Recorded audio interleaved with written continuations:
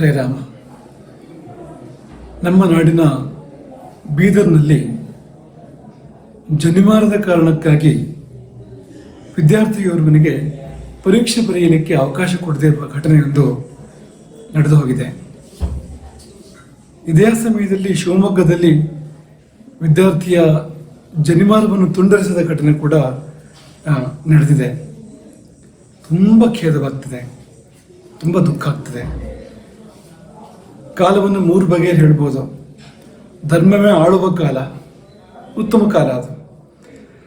ಇನ್ನು ಧರ್ಮ ಆಳದೇ ಇದ್ರೂ ಕೂಡ ಧಾರ್ಮಿಕತೆಯೊಟ್ಟಿಗೆ ಬದುಕಬಹುದು, ಅದು ಮಧ್ಯಮ ಕಾಲ ಅದು. ಆದರೆ ಈಗ ಇರುವ ಇನ್ನು ಬರುವ ಕಾಲ ಧಾರ್ಮಿಕತೆಯೊಟ್ಟಿಗೆ ಬದುಕಲಿಕ್ಕೆ ಕೂಡ ಸಾಧ್ಯ ಇಲ್ಲ ಎನ್ನುವಂಥ ಕಾಲ. ಅದಿಲ್ಲದಿದ್ದರೆ ಜನಿವಾರದಿಂದ ಆಗುವ ತೊಂದರೆ ಆದರೂ ಏನು? ಯಾವ ಪರೀಕ್ಷೆಯನ್ನು ಬರೆಯುವ ವಿಷಯವೇ ಆದರೂ ಕೂಡ ವಸ್ತ್ರದ ಒಳಗಿರುವಂಥ ಜನಿವಾರ, ಅದರಿಂದ ಆಗುವ ತೊಂದರೆ ಆದರೂ ಕೂಡ ಏನು? ಇದೊಂದು ರೀತಿ ದ್ವೇಷ, ಜಾತಿ ದ್ವೇಷ.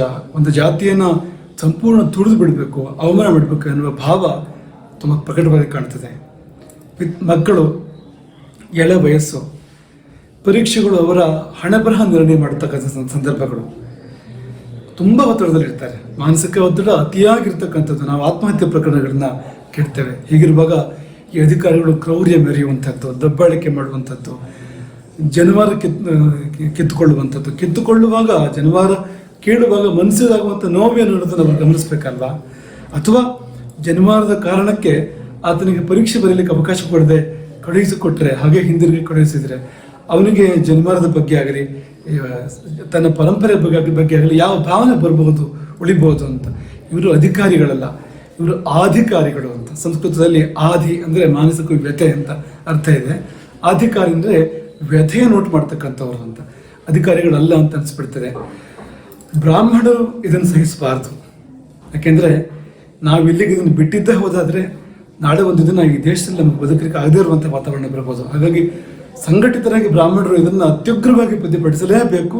ಅದು ಅಗತ್ಯ ಅನ್ನೋದಕ್ಕಿಂತ ಅನಿವಾರ್ಯ, ಅದು ಬೇರೆ ದಾರಿ ಇಲ್ಲ ನಮಗೆ ಅನ್ನೋದನ್ನ ಈ ಸಮಯದಲ್ಲಿ ನಾವು ಹೇಳಲಿಕ್ಕೆ ಇಷ್ಟಪಡ್ತೇವೆ.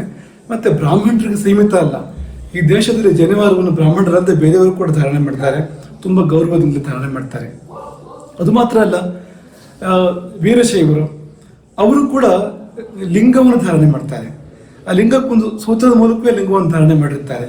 ಹೇಗೆ ಮುಂದುವರೆದ್ರೆ ಇದೆಲ್ಲಕ್ಕೂ ಕೂತು ಬರೋದ್ರಲ್ಲಿ ಸಂಶಯ ಇಲ್ಲ. ಹಾಗಾಗಿ ನಾವೆಲ್ಲರೂ ಸೇರಿಯೇ ಇದಕ್ಕೆ ತಕ್ಕ ಪ್ರತಿಭಟನೆಯನ್ನು ಮಾಡಬೇಕು ಅಂತ ನಾವು ಭಾವಿಸ್ತೇವೆ.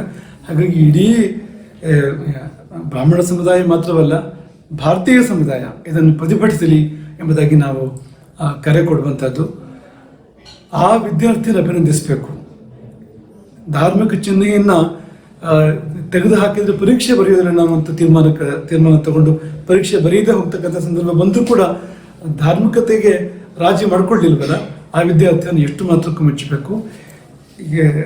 ಆ ವಿದ್ಯಾರ್ಥಿ ಮಾತ್ರವಲ್ಲ, ಆ ರೀತಿ ಯಾರಿಗೆ ಜನಿವಾರದ ಕಾರಣಕ್ಕೆ ತೊಂದರೆ ಆಗಿದೆಯೋ ಪರೀಕ್ಷೆಗಳಲ್ಲಿ ಅಂಥವರಿಗೆ ಸಹಾಯ ಹಸ್ತ ನೀಡೋದಕ್ಕೆ ಮಠ ಸದಾ ಸಿದ್ಧವಿದೆ.